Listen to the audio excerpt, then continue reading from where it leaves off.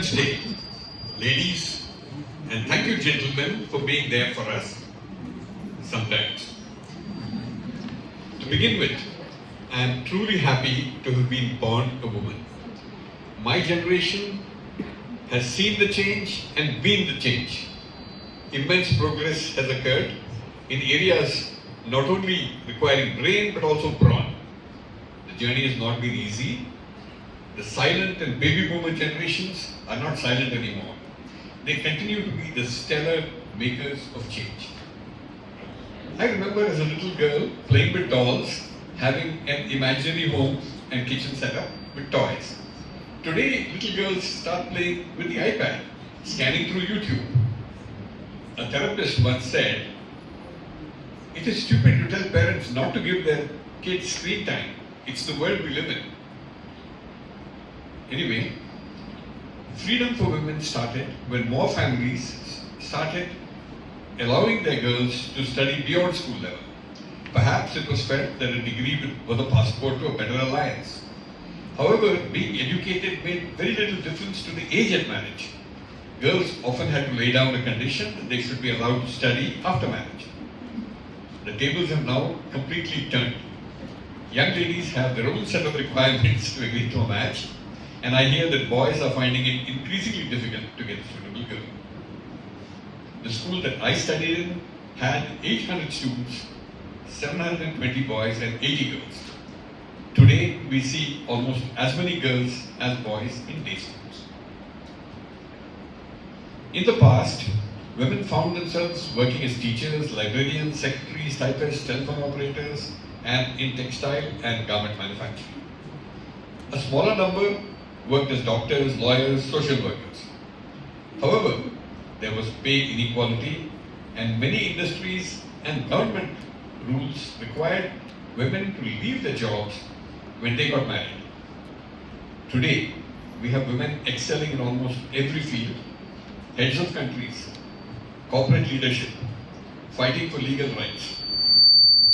We find women are pilots in the defense services, and a few are even priests. My own working life started in the mid-1960s. By the age of 22, I was married and also a mother. While driving to Binny & Company, wearing a sari with a sleeveless blouse, I got stared at with disapproving looks and glaring smirks from the general public. Since then, I have never worn a sleeveless garment. But today, women will wear what they fancy. I leave it to your imagination. Even though at times they are taken to task, women are asserting their rights to dress the way they want. At Binny & Company, where I worked, the CEOs were all men and mostly British. Women were secretaries to the CEOs. There were just 2 women in the travel department, one of whom was myself. There was definitely an air of male superiority. So I moved on, changed my profession to an interior designer. I then realized how difficult it was to deal with technicians who were all men.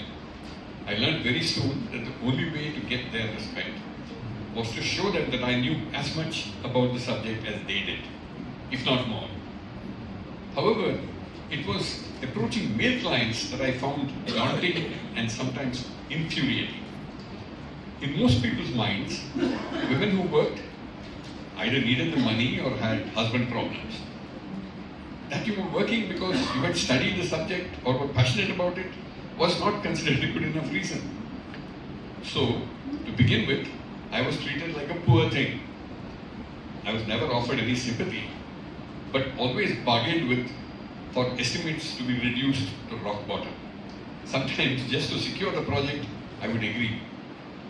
Quite often, the last 20% of the project cost would not even be paid. Things changed, but very slowly. It was an uphill task. After a few of my projects got appreciation and recognition, I was able to call the shots. Slowly, the world started recognizing women for their ability, their commitment, and their passion to do the best.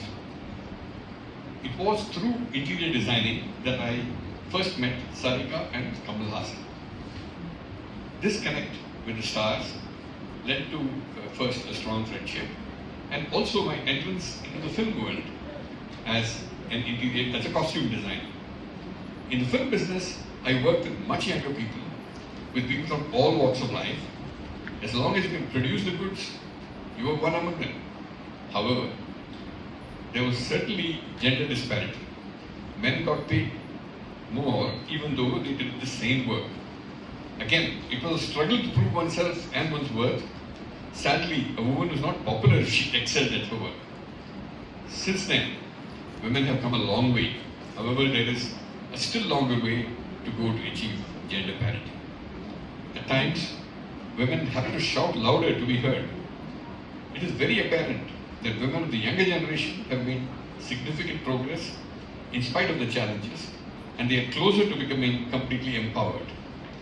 Freedom for a woman means the right to live her life with equality, dignity, and independence.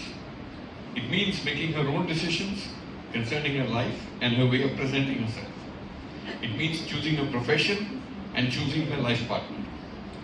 Women constitute half the population, a half that cannot be ignored or dominated. Even in ancient times, the concept of gender equality was reflected in the representation of Lord Shiva as Ardhanarishwara. To conclude, as I began, I am indeed very proud to be a woman.